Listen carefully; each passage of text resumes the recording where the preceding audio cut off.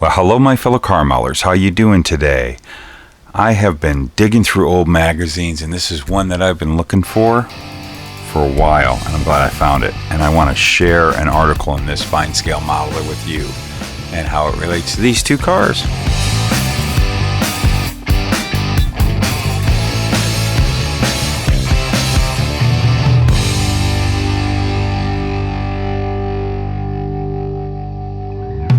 What we have here, these are the first two, and quite honestly, I cannot remember which one came first. I want to say this one first, then this one. These are my two very first NASCAR builds. I've brought them up in the past many times on this channel. I won't spend too much time covering the history behind these, but these were not only my first, but I also went full tilt for what I was able to accomplish back in the day of detail. I detailed both these models out by using this article, and after that, every NASCAR build I did that I wanted to do detail on, my first few years of doing it, I've always pulled out this article from Bill Coulter. And so we're going to take a look at this article, and like I said, I've showed these cars before. You can see how this is that chassis that's had many bodies, and I want to bring it back to having this original body. This is as I built this model. There's missing parts, and it's pretty beat and all that, but I kind of want to start returning things to their original place, and this was a full-on tilt, full-on detailed model car, for me back in the day. Just to update you all, this is a Tide Lumina, but it's actually started life as the monogram Valvoline Neil Bonnet Pontiac, and this was way before they came out with those Days of Thunder kits.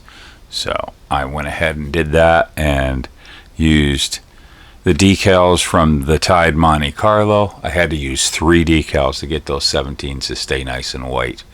That's 3 layers of the kit decals to do that. And I think a couple layers to do, well, let's not get out of light that. But anyways, just to show you, and of course, the big stroker race fan I built this model to compete. It used to be a lot shinier. It's gone through many, many years. We're talking 1989. The windshield's fallen out. I have just recently returned. Look, I got parts falling off here. I just recently returned the original chassis to this body. I actually did the chicken pit. So it's always been a Clyde Torkel chicken pit special. But I had this body on it for many years. When I did this body, I took this body off and still use the same chassis, playing that gag. But I want to return the original body to the chassis. But that's not what this video is about. I just want to show you. These were full-on detailed. I did all kinds of neat detail, NASCAR detail on these kits. All because of this magazine right here. And I just want to show you the great article that still, I'm glad I found this, because this was actually brought up on one of the Facebook groups fairly recently, and someone had a screenshot of something. If we can find airplanes, la da da. You know what? There we go. There we go. Let's get this all spread out.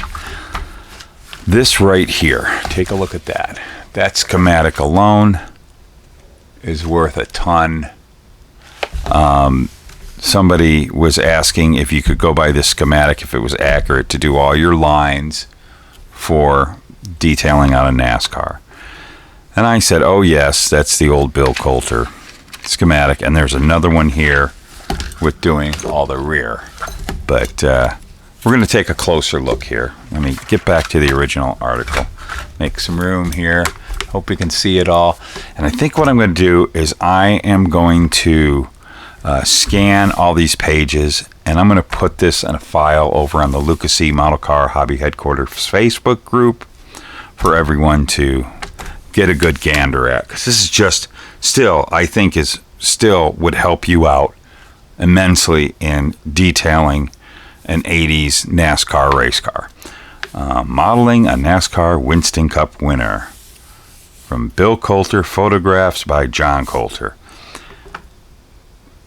This was just one of the only fine scale modelers I ever bought, magazine that I ever bought because of this article. This was just awesome. Awesome. October of 1988, by the way.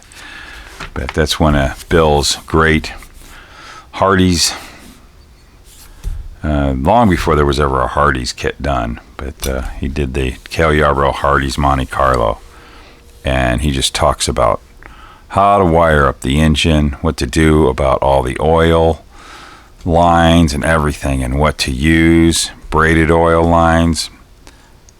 And it has all kinds of great information on the facts of how and why there are certain things that we can put detail on these Winston Cup cars. You're watching the Luka C channel on YouTube. And this was a really cool thing.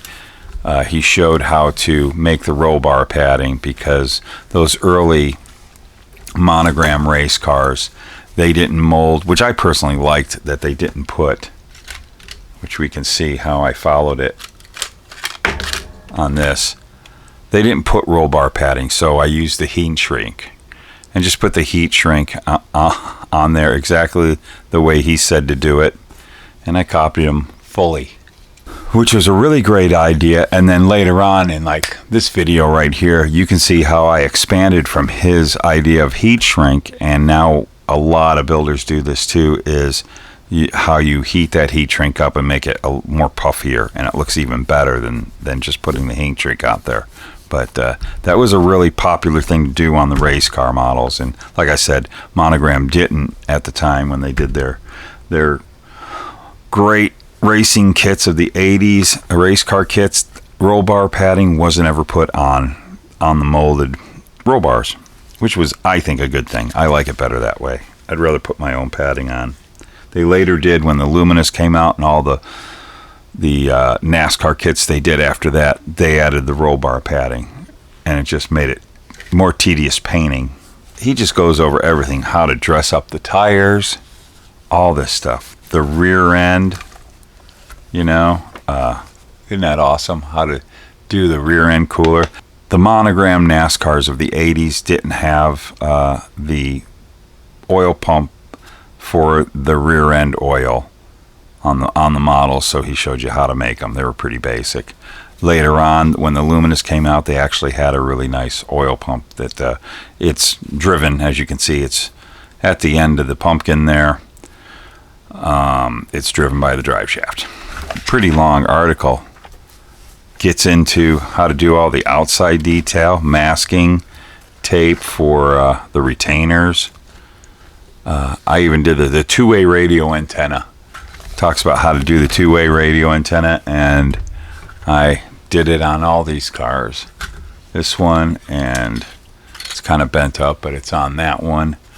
But it's broken away, but by the time in the late 80s, they were using those cellular phone antennas, and I had made one that I had on the back window. I don't know where that went. It's long gone. I don't even know where the back window is for that model. How to properly blackwash everything, and where to put some different tapes, and he basically took some styrene strips and filled in those blinker holes right there in the front bumper of the Monte Carlo. And then there's a neat little Meet Bill Coulter, and that was Bill back in the 80s right there. Let's get ourselves a close look. And it's kind of funny, when I saw this picture, that's kind of what always pops in my head when Bill's name pops up. I never met him, talked to him through emails quite a few years ago. I actually sent him some of my resin product to do an article on probably 20 years ago, which was so cool for me. I was so honored to do that. But neat little things, how to do the overflow tube, and basically making the fuel filler, and little added detail here, if you can see that, how to take some really small wire and add a little bit of detail to make the hood pins and trunk pins look a little more realistic. just neat little quick things to do to just add a little more pizzazz, which you can see right here's a great example. I followed that. Look what I did on there with the hood pins. Just kind of had the tether, just added the wire there the way he said to do it, just to give a little bit more of a cooler appearance to the model. Digging through a lot of old magazines, I was so happy to find this. I will add that article onto a little photo album or something over there on the Luka C Model Car Hobby Headquarters Facebook group. I should have it up, within a few days. I'll get that up there. So I hope you guys really enjoyed this. That's super cool.